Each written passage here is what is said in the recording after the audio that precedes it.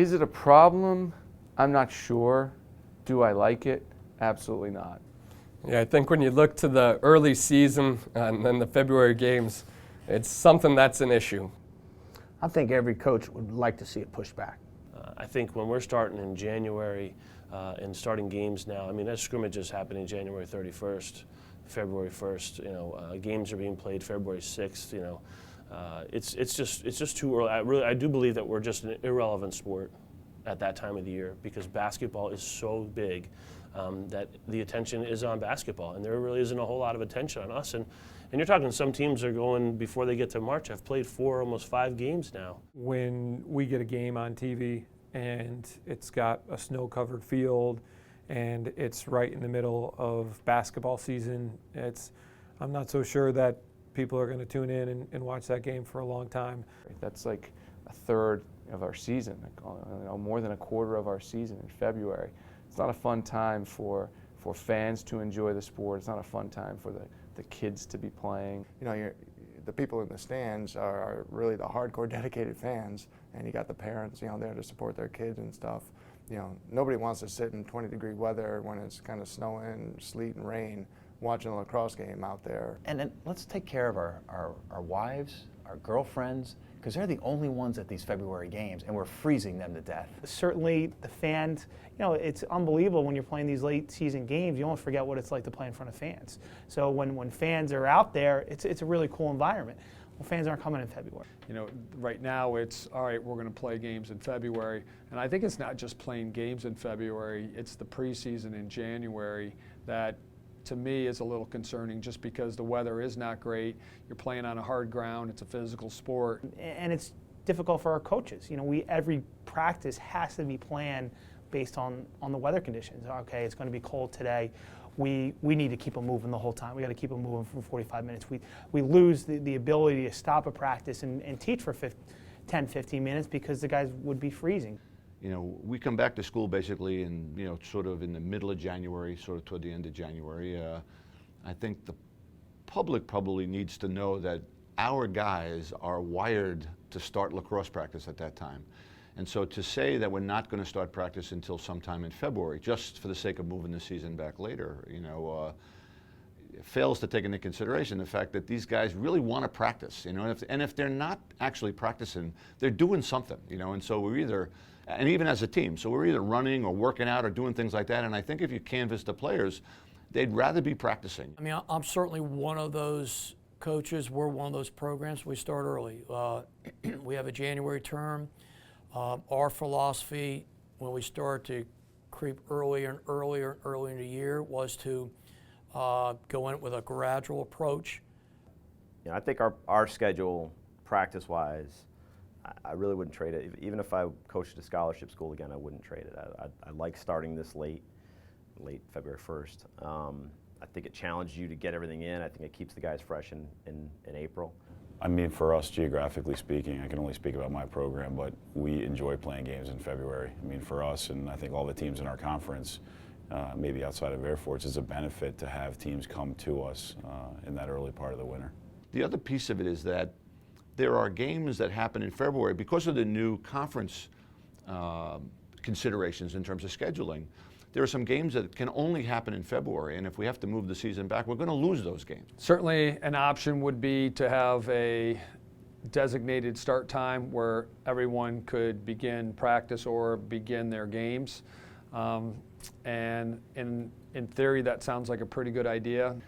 How, as a sport, have we developed and evolved without a start date? I feel like every other major sport has a start date, and we don't.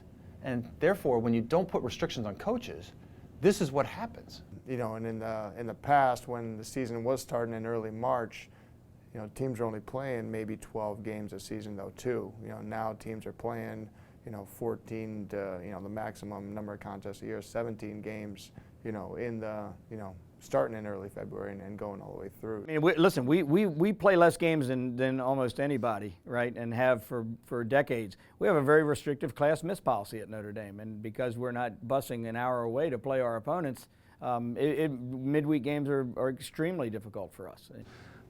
I think what might be challenging there would be depending on where teams are, if you're a team in the Midwest and you have fewer number of weeks that you can schedule weekend games, that means more midweek games.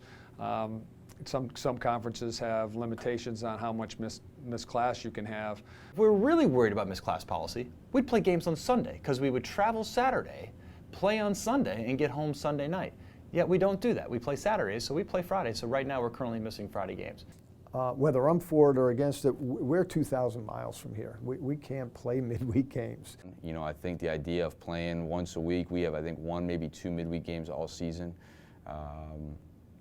There's a lot of positives with that in terms of academics, travel. For us being in Ohio, it's hard to play multiple games in a week, just based on location.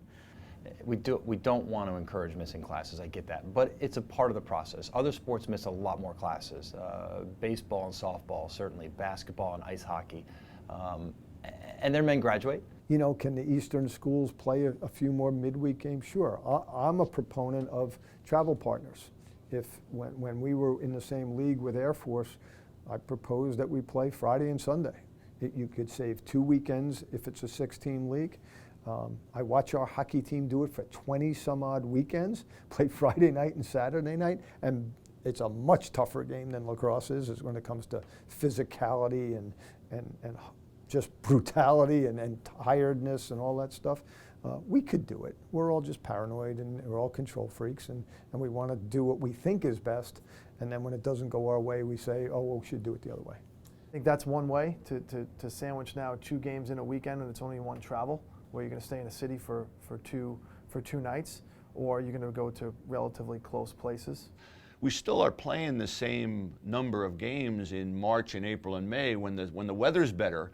What has changed in that part of the schedule, and frankly I was just reminded of it, is that you have to now play conference games in there. So games, classic rivalry games, cannot always happen on April 20th anymore because I now have a conference obligation on that weekend and stuff. And so I don't know that there's nothing that you and I can do about that to change that, because that's the way our game has, our sport, all sports in college are now so conference driven. A lot of conference play now happening in April. Nobody wants to play midweek games, and so it's forced all of us to play our non-conference games, earlier in the year.